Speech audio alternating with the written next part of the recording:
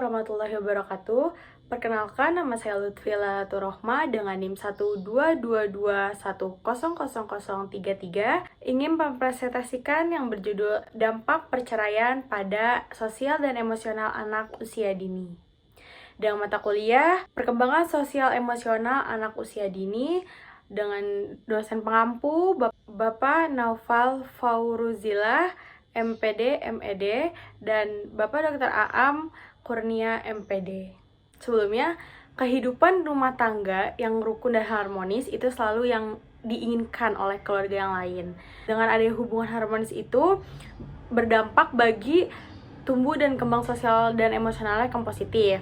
Namun, tidak selalu keluarga itu mempunyai hubungan yang harmonis dan rukun. Kadang dapat muncul konflik dari ketidakcocokan itu sendiri. Bila ketidakcocokan itu sampai jangka panjang akan berujung kepada perceraian. Kasus perceraian ini salah satu kasus dalam keluarga di Indonesia yang mengalami peningkatan dari tahun ke tahun yang sangat tinggi. Perceraian juga harus dipertimbangkan lagi karena anak usia dini adalah masa yang sangat penting dalam kehidupan manusia.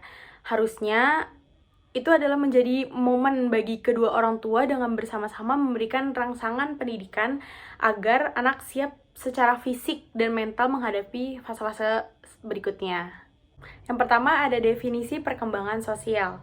Menurut Yusuf pada tahun 2008, perkembangan sosial adalah proses belajar untuk menyesuaikan diri terhadap norma-norma, kelompok, moral, tradisi, dan menjadikan diri suatu kesatuan dan saling berkomunikasi dan bekerjasama. Jadi perkembangan sosial adalah suatu proses dalam kehidupan anak untuk berperilaku sesuai dengan norma-norma dan aturan dalam lingkungan kehidupan anak. Pada awal kehidupan, anak dapat berpengaruh terhadap sosial dan sikap. Itu dengan cara orang tua mendidiknya. Rumah salah satu tempat belajar bagi keterampilan sosial anak. Jika lingkungan rumah sudah baik, maka sikap sosial anak akan terlahir yang baik. Pengalaman sosial di luar rumah juga dapat penentu yang penting bagi sikap sosial dan pola perilaku anak. Kesuksesan interaksi sosial anak membutuhkan kompetensi sosial. Anak dengan perilaku sosial yang rendah, maka anak akan menghadapi masalah sosial seperti penolakan, masalah perilaku di sekolah, atau di lingkungan teman di rumah. Yang kedua, ada definisi perkembangan emosi. Menurut Chaudhry pada tahun 2005 mengungkapkan bahwa emosi adalah suatu keadaan yang bergejolak pada diri sendiri yang berfungsi sebagai penyelesaian diri dari dalam terhadap lingkungan sejahtera dan keselamatan individu. Emosi juga diwakilkan oleh ekspresi perilaku dari kenyamanan atau ketidaknyamanan terhadap yang sedang dia alami pada saat itu. Emosi dapat berbentuk rasa senang, kecewa, takut, sedih, dan sebagainya. Begitupun emosi juga merujuk pada suatu pikiran atau perasaan khasnya, suatu keadaan biologis dan psikologis, serta serangkaian kecenderungan untuk bertindak. Pemahaman pada emosi anak terkait dengan perilaku proposial pada usia 4-5 tahun, anak-anak memperlihatkan adanya peningkatan pada kepekaan, sehingga mereka perlu mengelola emosi-emosi mereka agar dapat memenuhi standar sosial. Maka dapat disimpulkan bahwa perkembangan emosional ialah suatu kesadaran reaksi tubuh yang disertai oleh karakteristik kegiatan kelenjar dan motoris yang diiringi perasaan untuk bertindak. Ekspresi perilaku dari kenyamanan atau ketidaknyamanan terhadap keadaan yang sedang dialami. Ada dampak perceraian. Perceraian menurut pasal 38 UU nomor 1 tahun 1974 adalah putusnya perkawinan.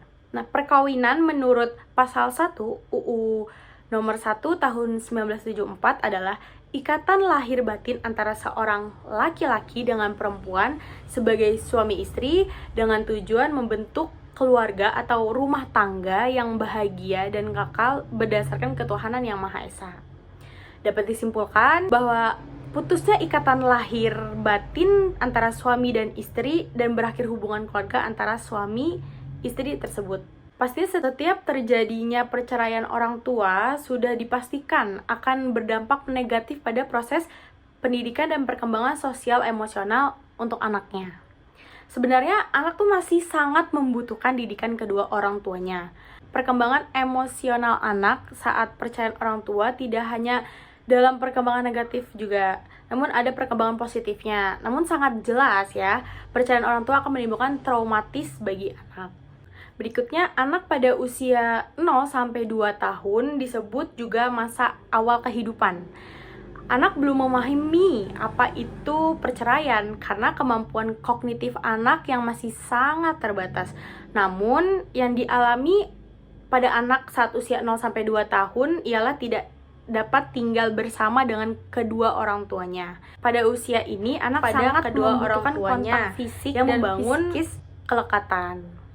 Nah, pada anak usia 2-5 tahun akan menyadari tidak hadirnya salah satu sosok orang tuanya mereka. Pada saat ini rasa kasih sayang yang sangat tinggi dan perhatian yang harus terpenuhi, harusnya. Nah, permasalahan yang muncul juga rasa kasih sayang tidak terpenuhi dari kedua orang tuanya dan mengakibatkan emosi negatif pada anak yang berlebih seperti kecewa, marah, dan sikap agresifnya. Selain itu, anak akan merasakan rasa cemas dan rasa bersalah pada diri sendiri, bahwa merekalah yang penyebab orang tuanya berpisah. Rasa bersalah itu akan berkembang menjadi kebencian pada diri sendiri. Untuk mencegah itu, orang tua harus secepat mungkin memberikan penjelasan yang tepat dengan bahasa yang mudah dimengerti oleh anaknya mengenai alasan perpisahan kedua orang tua ini. Meskipun yang sudah disebutkan tadi, karena dampak perceraian ini membuat perkembangan sosial dan emosional anak dampak negatif, walaupun ada beberapa anak yang bisa melewati fase itu semua dan berhasil mencapai cita-citanya di masa depan, karena mereka mampu menjadikan pelajaran ini menjadi pelajaran yang sangat berharga dan dari perceraian orang tuanya, dan memotivasi diri untuk lebih sukses dari orang tuanya. Yang keempat, ada penyebab perceraian.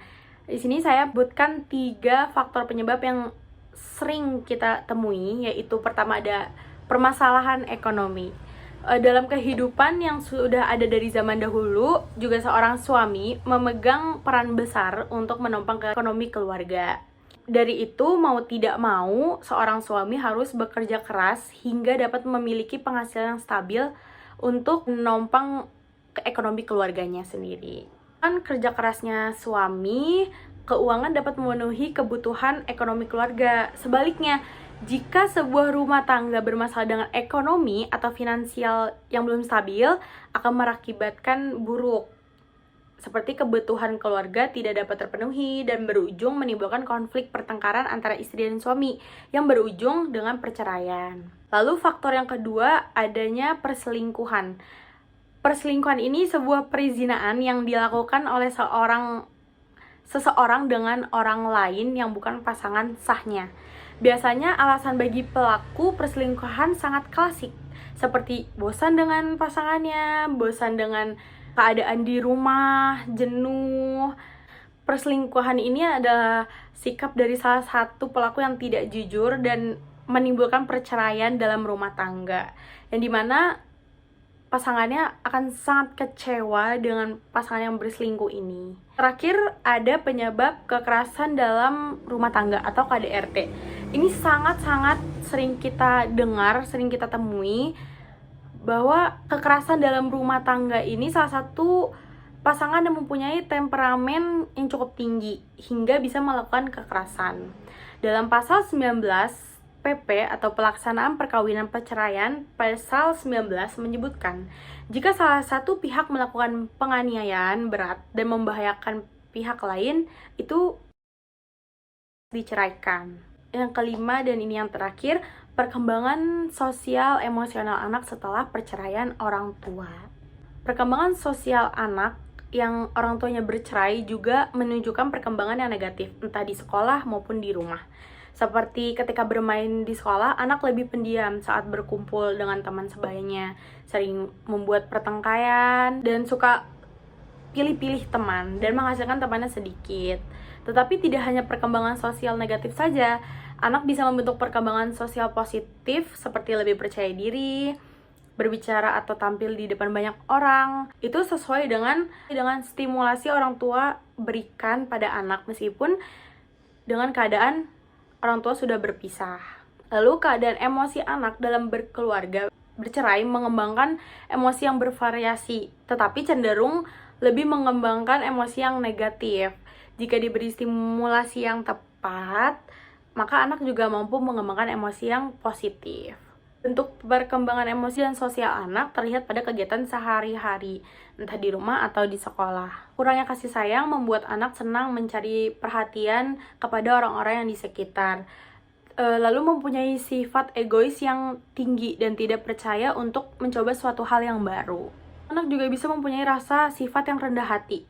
Itu disebabkan oleh orang tua yang mendidik dengan ancaman atau keliru dengan metode yang diberikan kepada anak.